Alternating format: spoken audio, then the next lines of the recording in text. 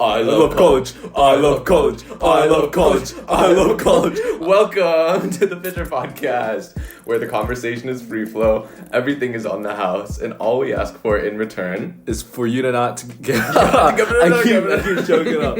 For you not to give us 1-star reviews. I'm Cody. And I'm Ian. You know my cousin, shout out to Ryan, Ryan. He memorized our intro. Okay. He can do it word by word. Very impressive. Hopefully we'll have him on the podcast at some point. But today we're going to be trying out something a little different. We have a slight topic that's kind of smaller that we might get into towards the end. We're not going to give it away though. Yeah. But we're going to be trying out a bunch of different segment ideas to see what people like and what we are good at and not good at.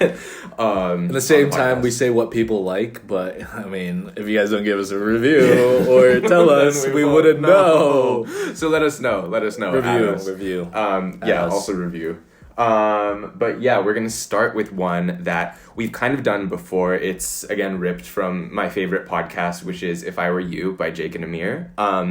And it's similar to the numbers game that we played with Michael and Rachel when they came on our guest episode. But it's just with words, essentially, so word association. So we're going to start off with one common word, and then we're gonna try to go on like 1, 2, 3, and then say the same thing. Should we do like a random word generator? Yeah, exactly. So you wanna so essentially we've never done this game before. We're just trying to just go in a cappella, go and roll. Yeah. So bear with us. They do this to like up their energy and get in sync right before they do. These are so hard though. It should be a noun. Yeah. Okay, so this word is trap. So we're gonna go Wait. I'm getting nervous. Yeah, I'm nervous. 1, 2, 3. Bear. 1, 2, 3. Claw. Trap. My vocabulary is very limited. Okay, we'll go.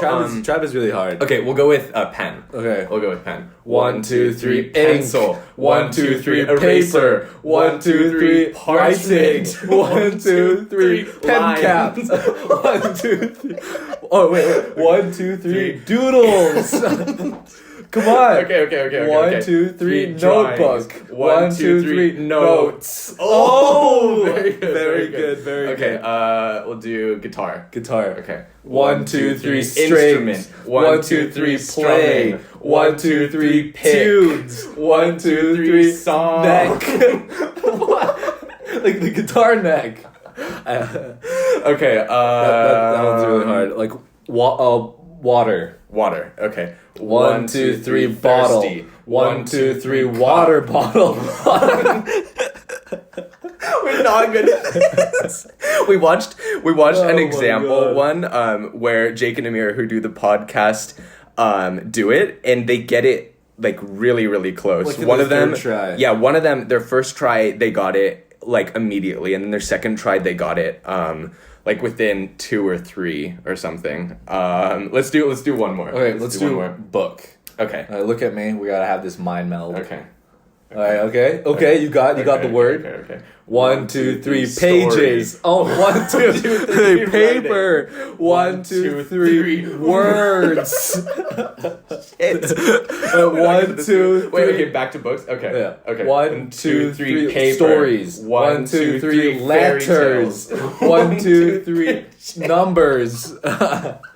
Oh, okay. We're not good at that one. We'll jump into culture corner. Okay. So, since we've been doing a lot of like normal culture corners with like movies, TV shows, we're just gonna spice it up this episode as we're trying to do this entire episode and talk a bit about food. Yes. So we each have picked a food to talk about, I guess, and we'll have a little chat about it. We'll wax on food. Do you want to go first? No, you go first. Okay, great. Well, it was just the Mid-Autumn Festival 2 days ago. Happy Mid-Autumn. Mid-Autumn. And basically, for those who don't know, like one of the staples of Mid-Autumn is mooncakes, which are like, how would you describe mooncakes? Like a dessert? It's like a pastry of some sort. Yeah. That has like a doughy exterior and the inside is normally filled with like either lotus paste or like a nice creamy custard, like egg custard kind of thing. Yeah. And often has like an egg yolk. Yeah. But now like a lot of modern places will put in like mochi filling or like we had one today that was Earl Grey, which was yummy, or like a bunch of different things. And so it's this thing where a lot of different like brands will make their own takes on it or like make their own interesting mooncakes, and then these sets of mooncakes are like really good for gifts, but they're also good to like open with your family. And so a lot of these like high-end retail luxury brands will make exorbitantly expensive mooncake sets that sell for like close to, some of them can be close to like $100 and it'll be just like very high-end mooncakes, but then the packaging is also like a thing too. So the packaging has a whole like, experience, exactly, like crazy or functional, and so like a lot of them light up or like turn into a lantern or like have these pieces that break down. So we had one at my place that was given to us that was like, it was for an airline, and so like the thing turned into an engine that like spun around and everything. And it's this massive circular box. Yeah. And the moon, like the what?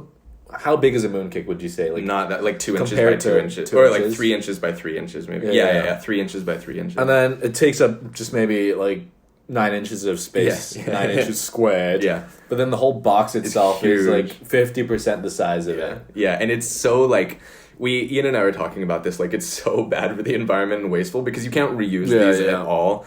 But it's totally like for the show and everything. But anyways, we tried a mooncake just now that was Earl Grey, and it was by Dominique Ansel, who's like, if you get all those masterclass ads on YouTube as we do, he's like the French pastry chef.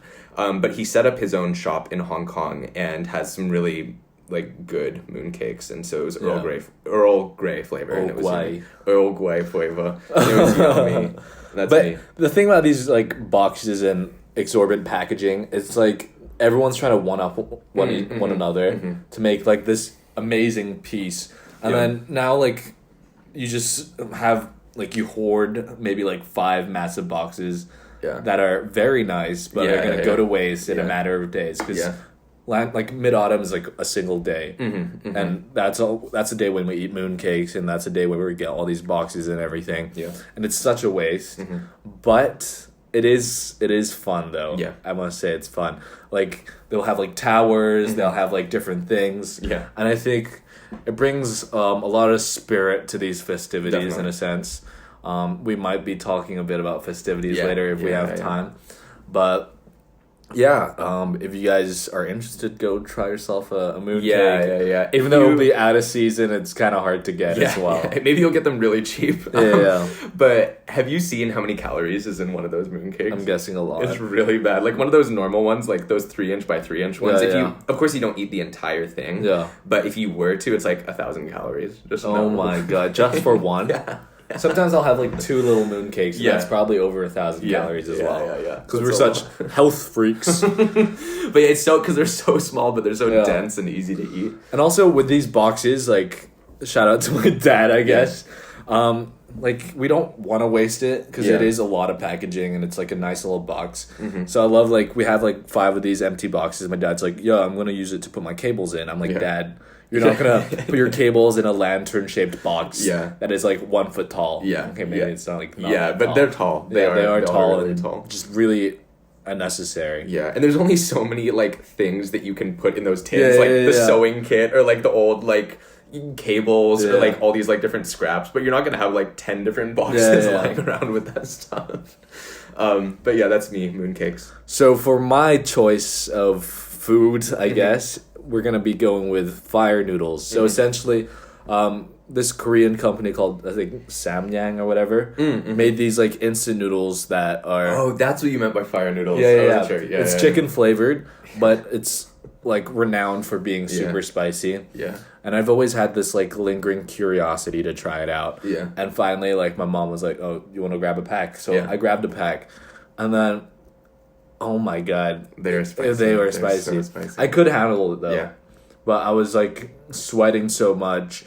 But then it's also that feeling like when it comes to spicy food for me, like I can feel the pain of spice, but I'm still craving more because I love the flavor of it. So I just keep eating and I keep sweating. And then it just kind of takes me back to this one time where I went to North Point, so the east side of Hong Kong. My godbrother was like, "Oh, you want to try out this place where they serve the spiciest chicken wings in Hong Kong per se. I'm not gonna say it in the world, but in Hong Kong. And basically, this place does buffalo style wings. Yeah. So it's literally wings that are just soaked and covered and bathed in sauce. Yeah, and the spiciest wings are called homicide wings. Yeah. It's one stage up above suicide wings. These names, like, even, like, hearing these names, I probably shouldn't have, like, gone in and tried it out. And also, before I tell this story, like, Michael and Chris are probably going to call me out because, like, they were like, "Oh, yeah, I had all 6 wings and I was fine." Their ones are probably not soaked in the sauce. So don't, so on the Caesar salad. But don't at me, guys. But, essentially, it is bathed in this, like, Carolina Reaper sauce. Yeah. With fresh Carolina Reapers on it. So you can see, like, there's, like, a crust of Carolina Reapers with its seeds on the chicken wing. And then me being the dumbass I am, I grabbed one and I just ate the entire wing while my, like, godbrother and my mom just, like, maybe tried it out by taking a bite first. It hit me so goddamn hard that I started, like, tearing up. I was sweating so much. Everything in my mouth was on fire. My throat was on fire. And then, bear in mind, this is still, like, a restaurant or, like, a public place. Yeah. There were people there. Yeah. And I was just shouting. I was like, "Fuck." And then I was like, "Get me some milk." I was shouting to the people serving me. I was like, I need milk. Give me some milk." And then they go into, like, their fridge and they have, like, a commercial size like gallon of milk, and they were just, like, pouring it into cups. And I was just, like, pouring the milk into my mouth, like, dribbling everywhere because I can't, like, feel the sensations. And they have a toilet to the side with, like, a sliding door, which is still kind of public if you leave the door open. I left the door open. I was like, like, coughing violently, and I was, like, spitting in the toilet bowl, and then, like, washing my mouth with a tap. I was doing all of that. I was getting milk, like, spilling it on my face. Yeah. While my parents, like, my godbrother and, like, his mom is just looking at me suffer. Like, it was 15 minutes of very, very violent pain internally. And the thing about me is, like, I have a really sensitive stomach for the people who know me. Like, when it comes to milk, like, lactose, when it comes to oily stuff and that kind of stuff, it really irritates my bowels a lot. So after that 15 minutes of serious pain, I continued to chug more milk, and I thought I was fine. Yeah. And then I was just so tired from, like, just freaking out and just, like, all that pain beforehand.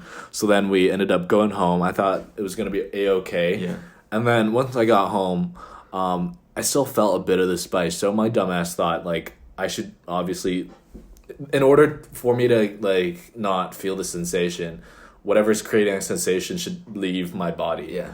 So here I am in the shower, fingering my mouth, inducing vomiting, and, like, a bit came out, and then I could feel the fire burn all over again, all the way, like, up my esophagus, beyond, like, just, like, the vomiting burning, but also the spice burning. And then I just stopped. I was like, I'm not doing that. Yeah. Showered, and then got into bed, and I couldn't sleep for 3 hours. Oh my gosh. I was just, like, rolling around. I was just, like, rolling around. I maybe, like, sleep for, like, in, like, 2-minute intervals. And then I just feel these, like, insane cramps. Yeah. And it's, like, intense acid reflux, probably because of how, like acidic the wings were with the spicy sauce and everything. And I just feel like, it feels like someone had, like, their hand on my, like, gut. Yeah. And it's just, like, squeezing real hard. And it was just intense acid refluxes. And I would, like, sit up. And then I'll be like, okay, I'm a bit better. And I'll lie down again. And then it'll happen again. And it'll just be, like, on and off for, like, an hour. And then I couldn't stand it anymore. And then I crawled out of my bed. Yeah. And crawled to the living room where my mom was. And she was like, "Are you okay?" And I'm just, like, squirming on the floor, like, fetal position. My mom's like, "Should I bring you to the doctors?" I was like, "What's the doctor's gonna do?" Like, getting pissed at my mom. Yeah. She's like, "Well, what should I do?" I was like, "I don't know." She gave me a bit of water. It didn't help. And then I continued to crawl. I'm sure you told her it didn't help. Yeah. I continued to crawl, and I crawled to the kitchen where I opened the fridge, and I got a fresh whole tub of Greek yogurt, and I was like, this has to work. Yeah. Actually, even before this, I had like a couple of antacids as well. Yeah. Just try to like neutralize my stomach. Did no justice. Yeah. That's how bad it was. Yeah. And then I got a whole tub of Greek yogurt, and I ate the whole tub of Greek yogurt that Did it night. help? I'm sure it helped, right? Yeah. Satiated like the burning sensation, and I was finally able to sleep. Yeah. And let's just say the morning after, the poops weren't that great, guys. I'm sure. That's so It was very, very sensitive. Was it like burning your ass as it came out? Yeah, it was 100% burning my ass. But on that note, the fire noodles aren't that spicy compared to what I had. Yeah, they are manageable. So, if you guys are down for I'm sure like plenty of people have seen videos online of people doing the spicy noodle challenge or whatever. Yeah. But it is worth trying out. It's a bit of fun. And I remember Cody suggested that we eat those noodles and do spicy food challenge and do a podcast afterwards. Yeah. The idea is that like right at the start of the podcast we would do the spicy food and then just try to make it through talking about. And maybe have like a 10-minute or like 20-minute no milk, no water. Yeah.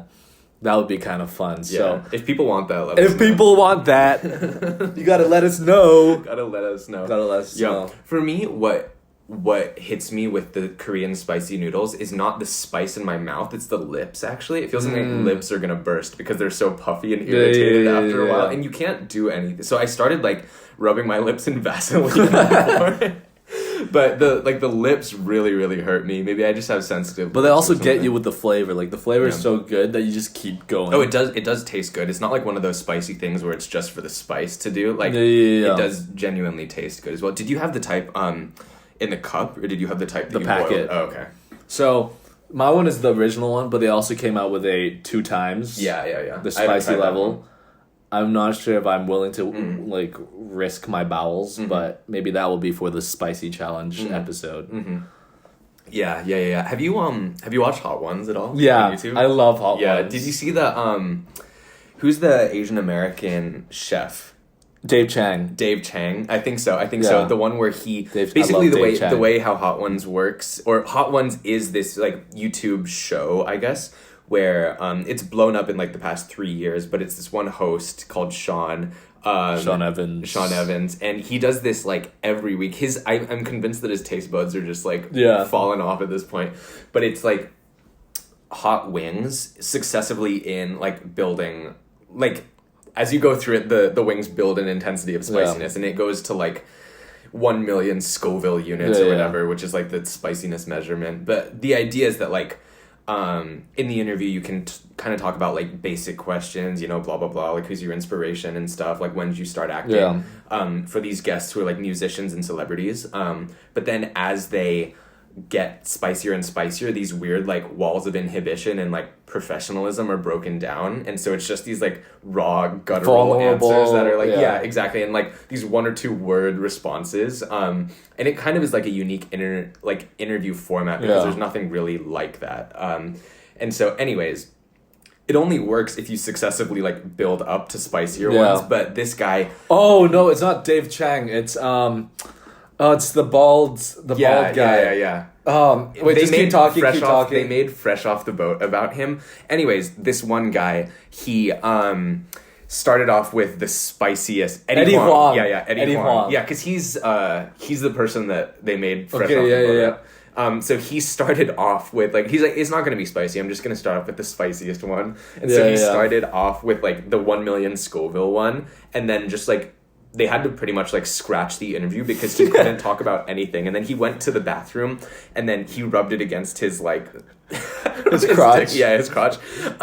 Which then like lit that on fire. And then what a lot of the guests do is they start tearing up, their nose starts running, so they don't touch it with their fingers, but they don't realize that their fingers also touch their wrist or something, and like their wrist touch their palm or something. So as they're wiping their face, it gets over their eyes and their nose. That's why Sean Evans is always like, watch out for your eyes. Exactly. So they just pretty much had to stop it, the interview, and then he came back like a year later, and they properly did the interview and everything. But it's so funny. Yeah. But I'd love to do it if I didn't have to buy like 7 sauces or 5 different sauces. Yeah. No, for sure. Especially if it's the spiciest one. Like, I'll do it for the challenge, and then what? Like, I'm not just gonna constantly use it with my food on a daily basis. Yeah. I would do it if I had like a whole day after where I Yeah. didn't have anything scheduled. But they actually have like a game or some sorts where it's like a bunch of mini bottles of hot sauces. Mm-hmm. That looks pretty fun. Oh, like a do it a your set, own kit. yeah. Oh, that you can just buy. Yeah. Of course, they'd monetize Yeah, that. yeah. Oh, that's so funny. Okay, wait. Should we since we were talking about spicy stuff? Yeah. Do you think are you good with spicy stuff? Am I good with spicy Yeah. stuff? I'd say I'm okay. First of all, like depends on the spice Yeah. too. Like I've those like kind of like American like ghost chili peppers. I'm really really bad with. Okay. But like sometimes with like Chinese spice, of course it depends which Chinese Yeah, spice. yeah. But I'm okay with certain ones. I'm okay with like Thai spice. I'm not like good by any measure. Yeah. But I like spice. I'm at the stage where like I like it for the flavor. Yeah. But I know when to like stop, you know. Oh, really? And yeah. That's very sensible. Yeah. What about you? I don't stop. Like if the flavor is on point, I'll just keep downing it. I'll let the tears come. I'll drink milk. I'll do whatever, but I'll still keep eating. But my favorite type of spice is numbing spice. For people who don't know, numbing spice tends to come from like Chinese Sichuan peppercorns, and I guess as the name says, it creates a numbing sensation around your mouth. So it's not that kind of like hot pain. Yeah. But it's just a numbing sensation, which is like you don't. Because my lips are all puffed up. Yeah.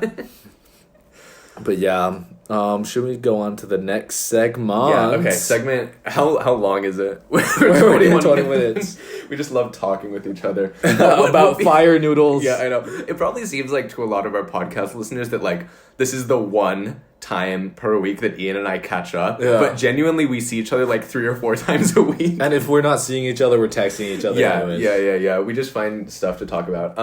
Anyways, we're gonna be carrying on from the topic of the segment from last week of recent studies suggest. So it's me this week, and I found a couple. Lead the way.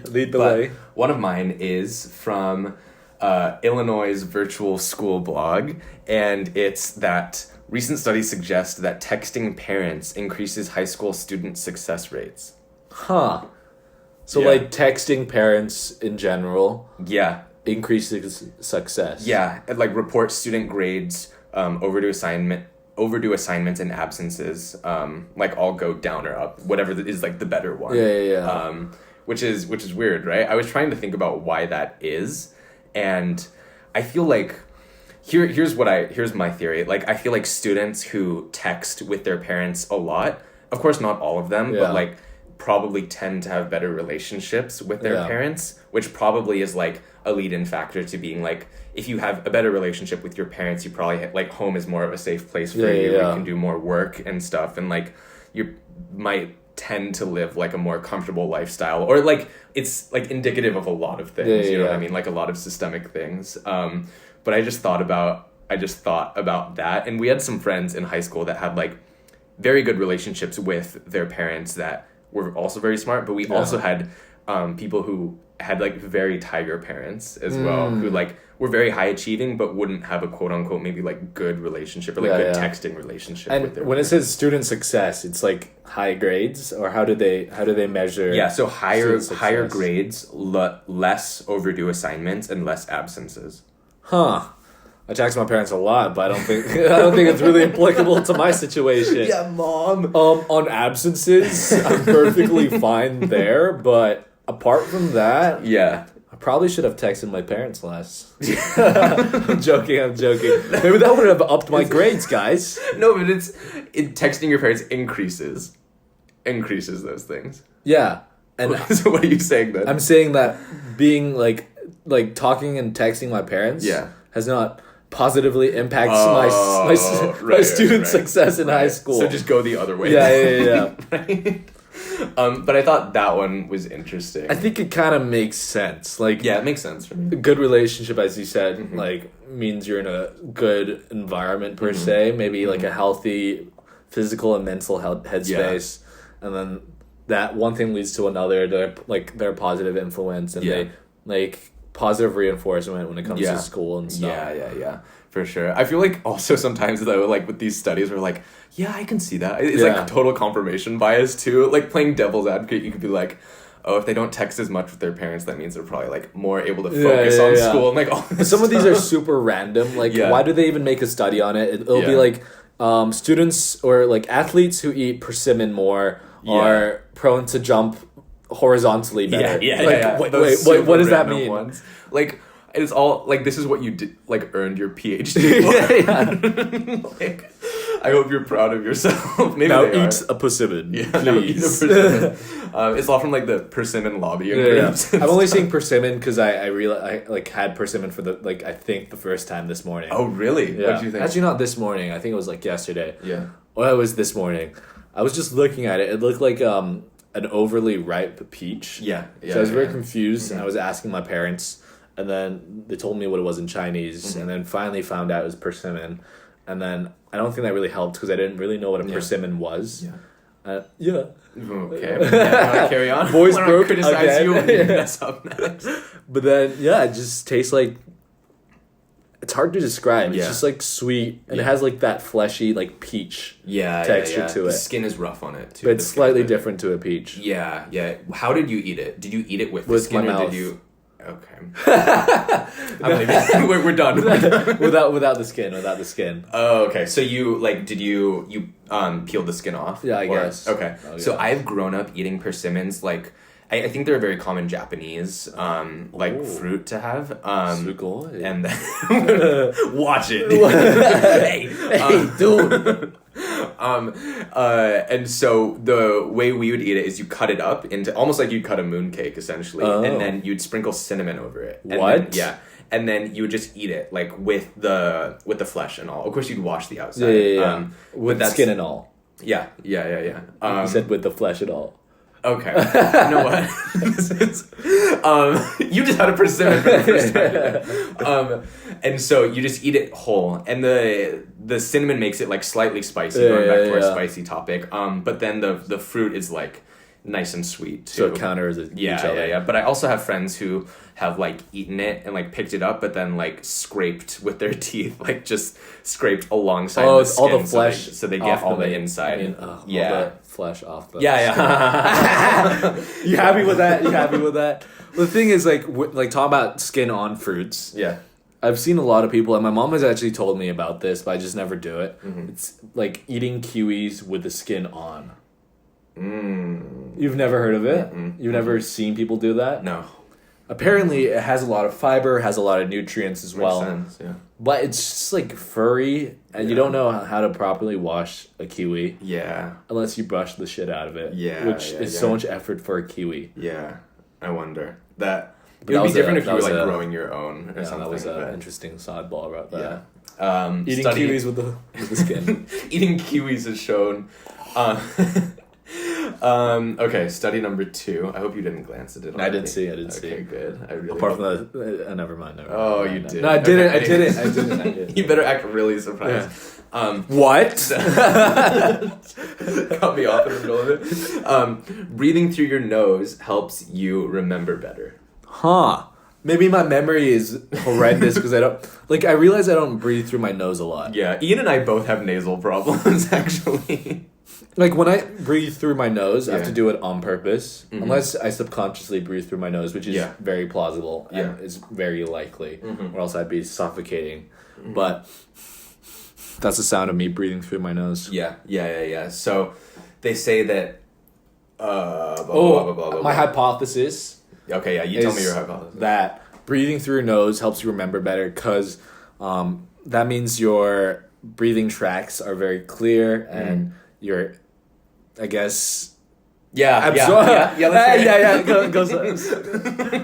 Carry on. Essentially, you're able to like take in more oxygen. Yeah. Which means you're oxygenating your brain more. Yeah. And like activating your brain more in a sense. And that's why you're able to memorize or like have good memory. Yeah. So that's pretty much okay, I'm gonna you know what? There's a part where it didn't, so now I'm gonna go really hard on the part that didn't. So it said that like breathing goes straight to the limbic system or whatever, which is the brain that controls. Okay, yeah.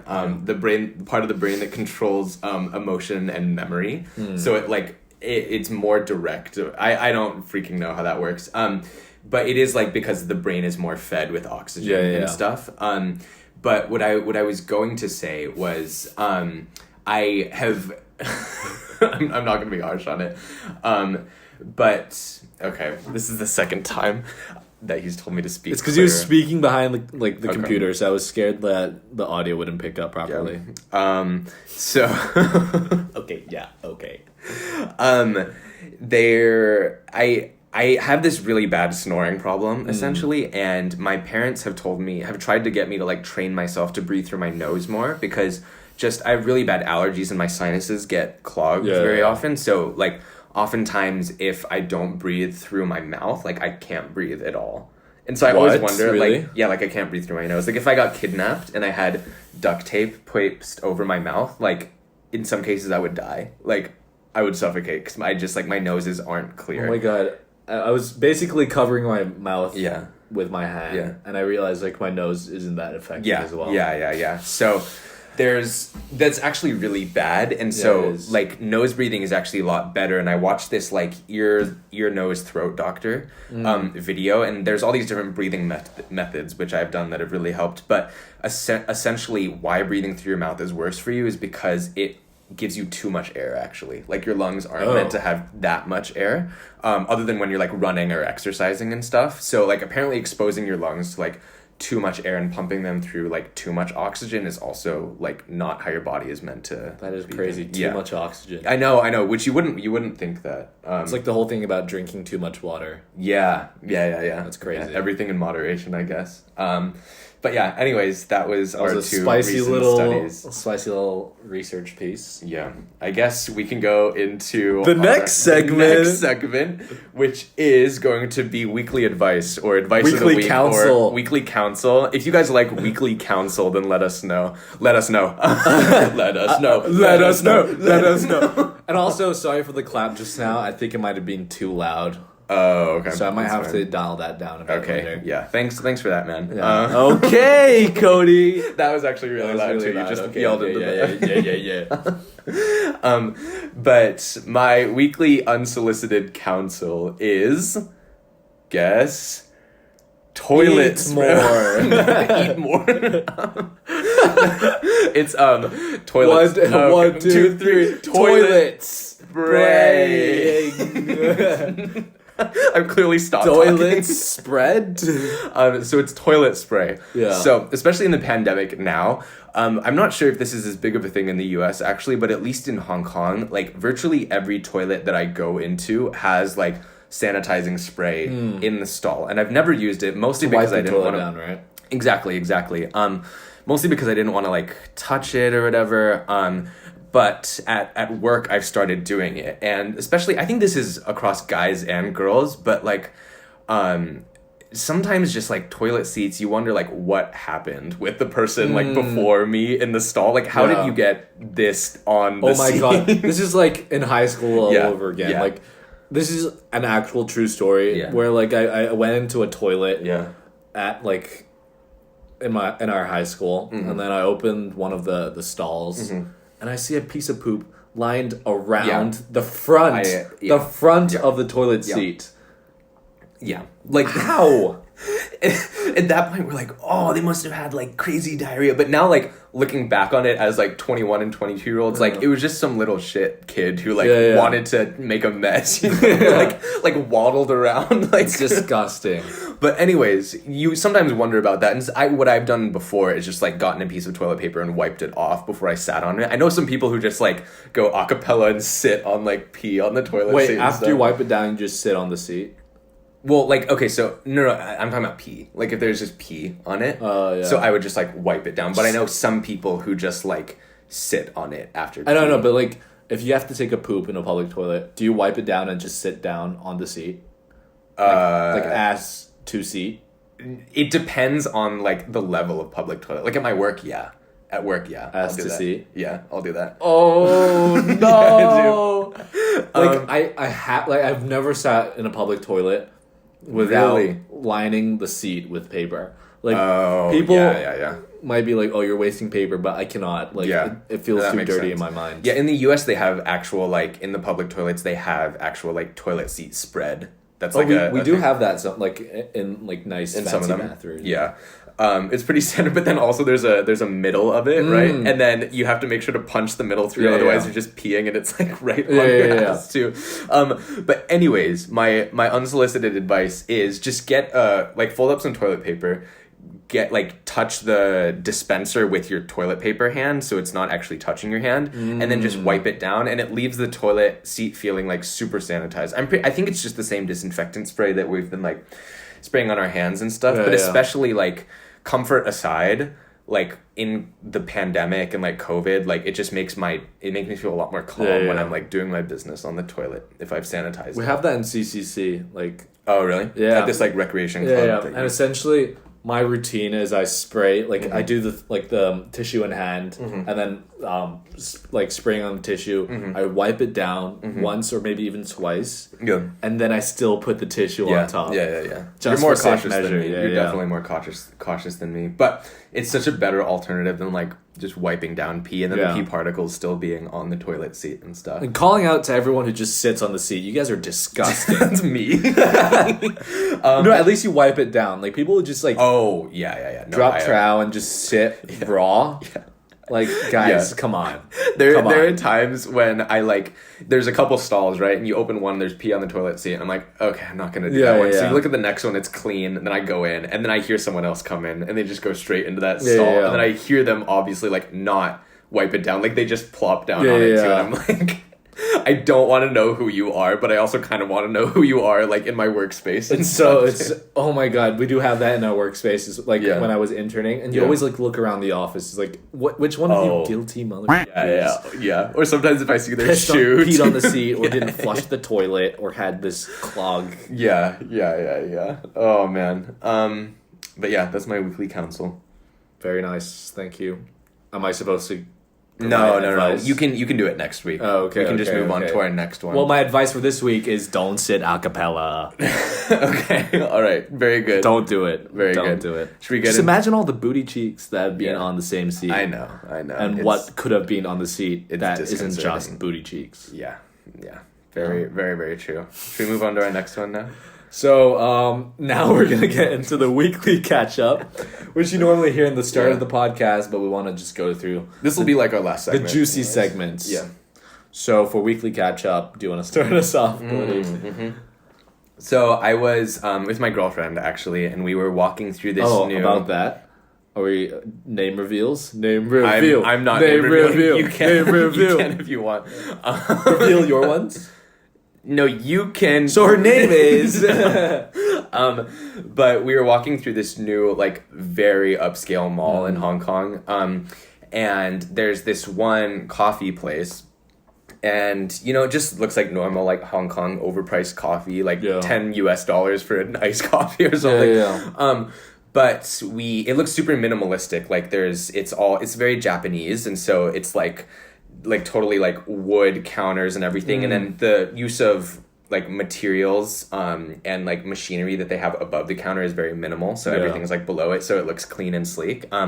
But we went into the back because we saw that there's this little corridor that goes further into the coffee shop, and we stumble upon this like sushi bar, like omakase style coffee room. For people who don't know, omakase means chef's choice in Japanese. Yeah. So like traditionally, like omakase means like it's to do with like sushi and stuff, and like very upscale like Japanese stuff that like a chef who's like trained 500 years and stuff will like make you his own choice based on like seasons or like different requirements and things like that.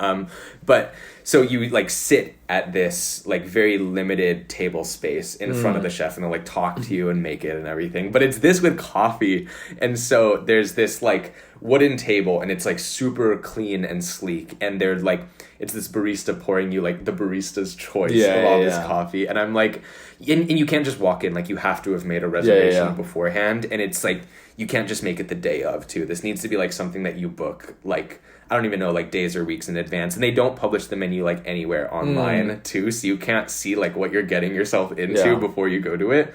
And so we were just wondering like how much these people are like going to be charging for like a tasting menu of coffee or something. And like of course there are people who like have devoted their life to coffee who are very into it. Like, hats off to you. I'm glad you enjoy coffee, but like there's that next level where people are just going to be like making things up as they're tasting it, you know, like, oh, I can taste the subtleties of like the barrel that this was roasted in, or like the hand of the person who picked it.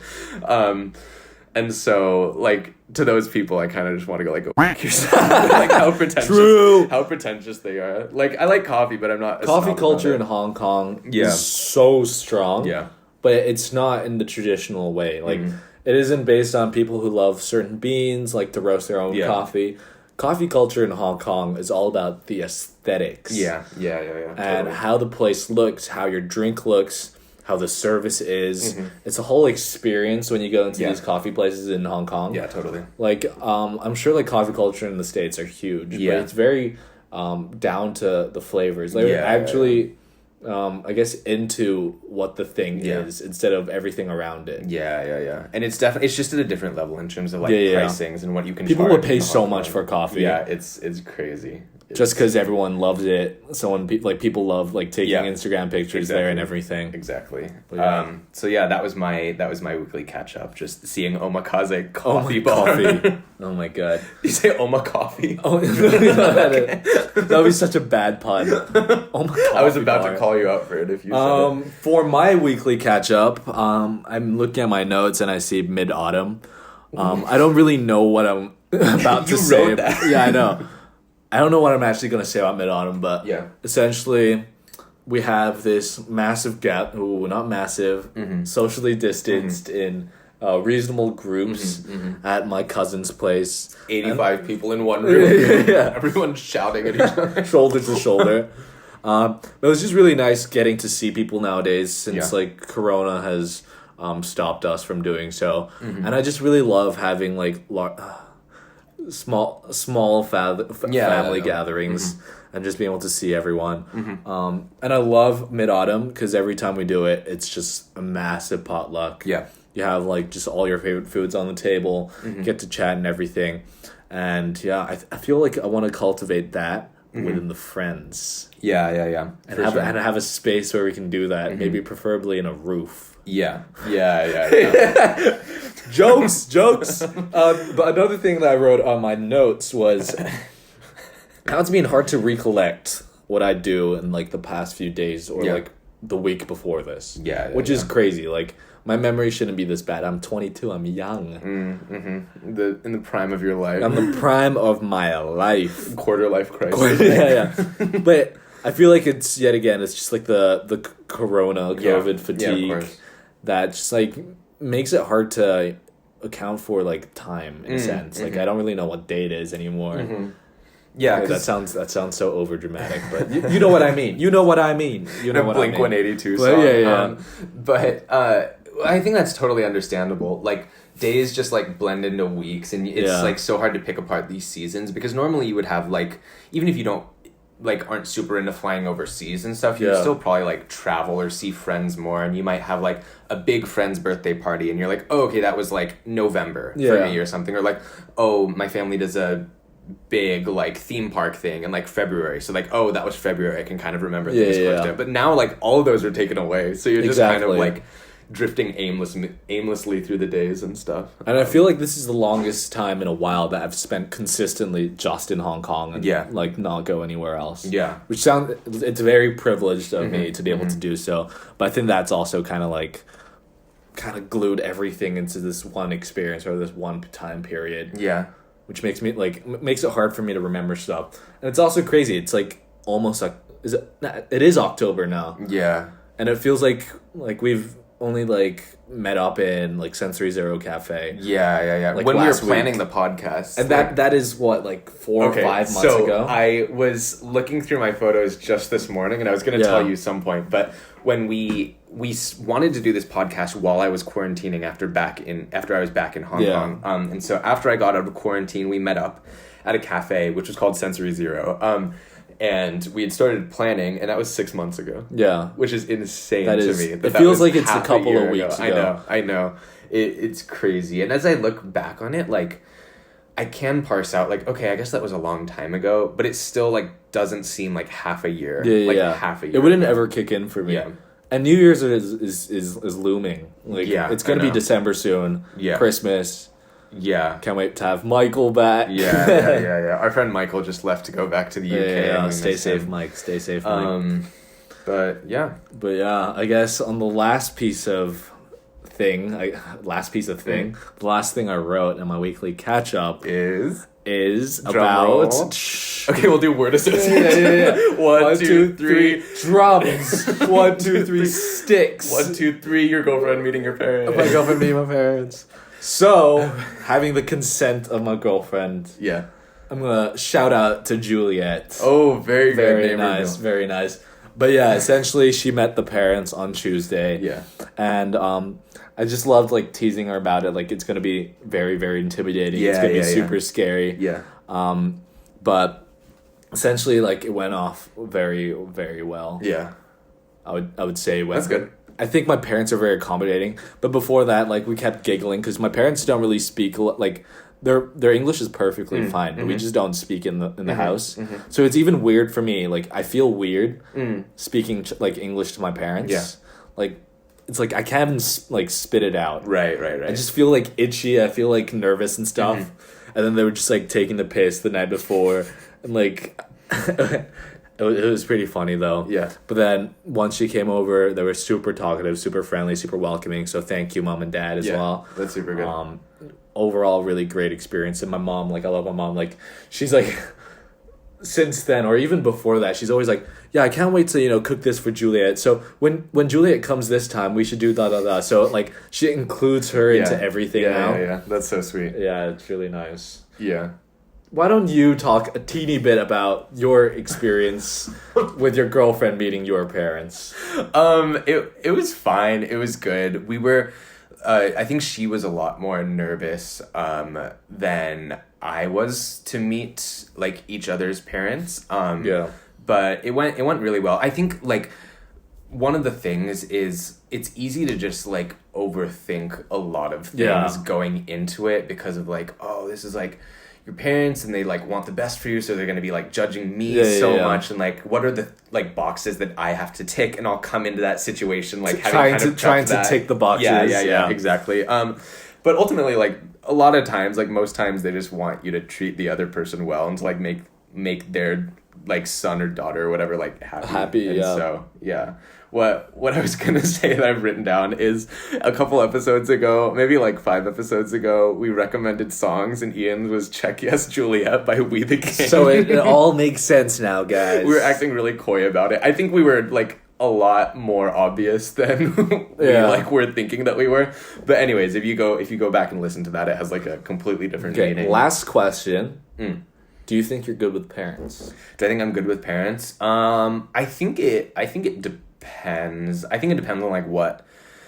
I just this is like recount like going back on my advice. This doesn't even have to be just like with your like girlfriend's parents. Just like parents in general, like your friends' parents, and just like Yeah, I think if I am in a good enough mood, I am and like rested enough and everything, because it just takes a lot more mental energy to like put yourself on like your A game in conversation. Like you can't lapse, you can't just kind of zone off and be like, oh yeah, because you need to be like engaged for the whole time. And so if I'm like in a good mood, I'm not hangry, and I'm like just doing very well and I'm excited for it, then like I think I can do quite well. Not hangry, But like there are times when you're just like tired and like want to watch Netflix or just like pig out, because I also watch how I eat when I'm with like other parents and uncles and aunties and stuff before too. And sometimes I'm just like, sometimes I just want to like shovel my mouth with food and stuff. Eat with your hands. So I think like when I am in a good mood or when I am capable of it, I'm decent. What about you?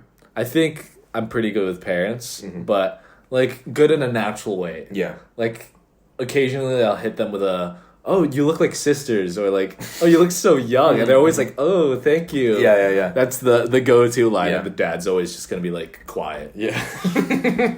Wow, you guys look like sisters. To you and the dad. Yo, we look like sisters. Oh shit! I was gonna say one thing, but I completely forgot. Okay. One last thing. That was the last question. One last thing. Any advice for people who might be venturing into meeting the parents soon? That's what I was gonna say. Is I think it's such a hallmark of growing up. Is this your advice? Having to. Maybe. Okay. But it's such a hallmark of growing up, like having to facilitate conversation between people, but then also like think of different ways to like bring up things about yourself that are like socially engaging, and then also like know when to stop and know when to talk. And like that's such a part of growing up. I remember like talking to parents when we were like 10 or like even like 14, like it was just like hi, and then like we like hi Mr. Chan, or like hi Mr. Chan. Like we just like wouldn't really talk, and it would be awkward, but we wouldn't know how to do that. But our friend Rachel has always been really, really good at this.